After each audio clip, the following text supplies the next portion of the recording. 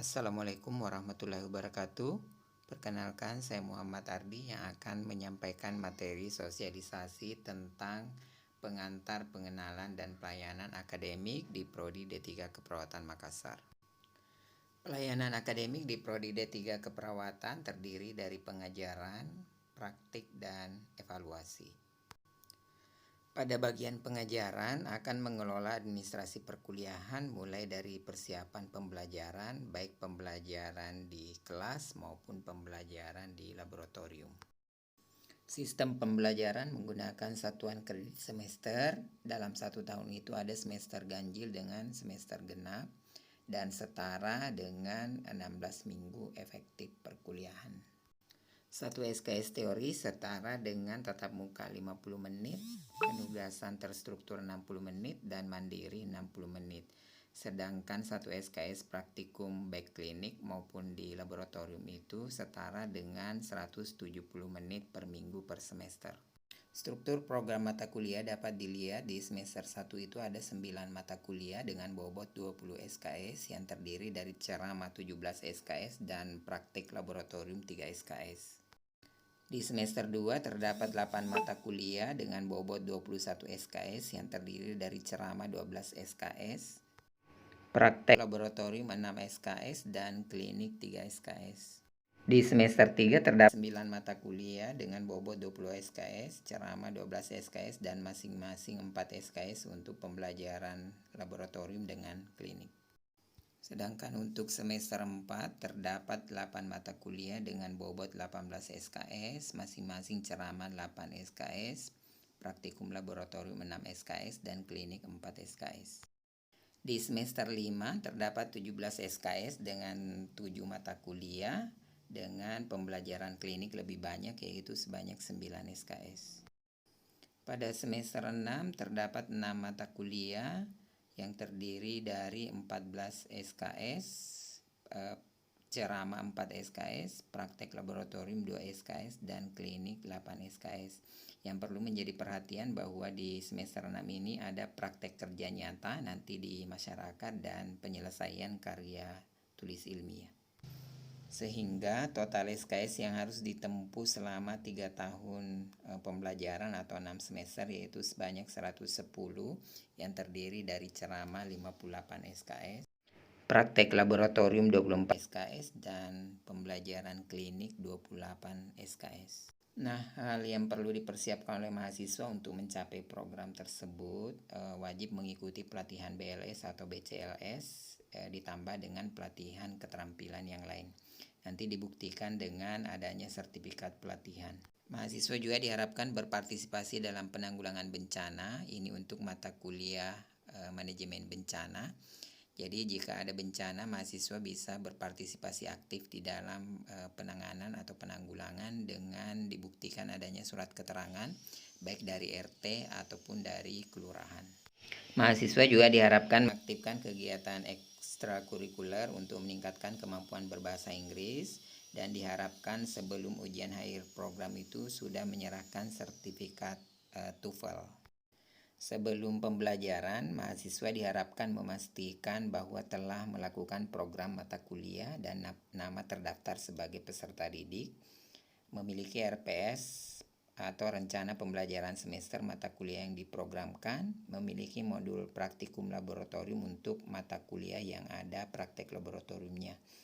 Jika pembelajaran dilakukan secara luring, maka si pen mengambil absen di bagian akademik, sedangkan untuk metode daring, maka mahasiswa mengisi link absen yang diharapkan. Selama pembelajaran virtual atau daring, diharapkan mahasiswa memastikan bahwa kuota tersedia dan akses jaringan internet mencukupi atau memadai. Pembelajaran di Prodi D3 Keperawatan Makassar menggunakan e-learning. Ada virtual learning center yang disiapkan oleh Kementerian Kesehatan. Beberapa dosen juga menggunakan Google Classroom. Yang harus menjadi perhatian di sini bahwa pastikan kehadiran minimal 80%, jadi maksimal 2 kali tidak hadir.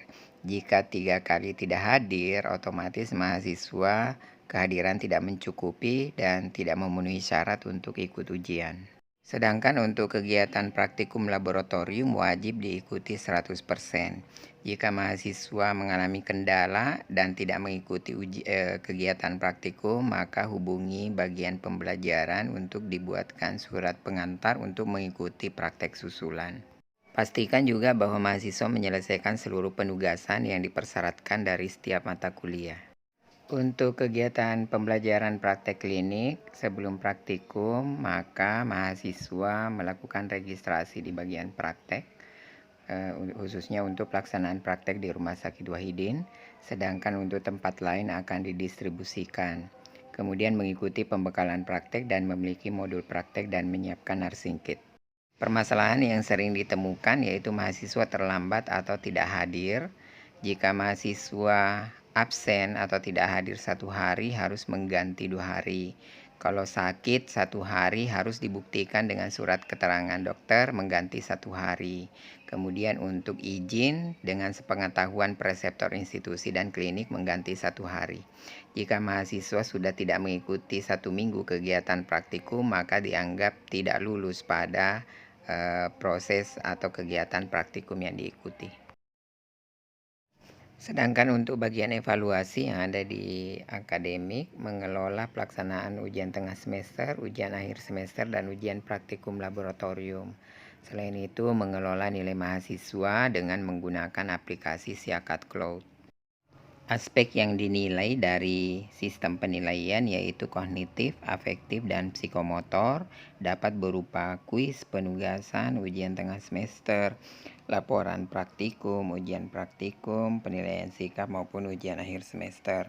Bobot penilaian mungkin akan berbeda setiap mata kuliah menyesuaikan apakah mata kuliah teori ataukah mata kuliah praktikum. Dengan bobot bisa dilihat pada slide. Nilai berasal dari dosen pengajar mata kuliah tunggal atau dari penilaian beberapa dosen pengajar.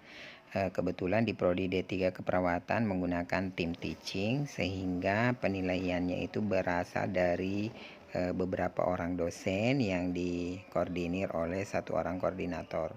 Nilai yang ada berupa nilai absolut dari rentang 0 sampai 100, kemudian nanti dikonversi ke nilai mutu dalam bentuk A, A minus, B plus, B, B minus, C plus, C, D, dan E.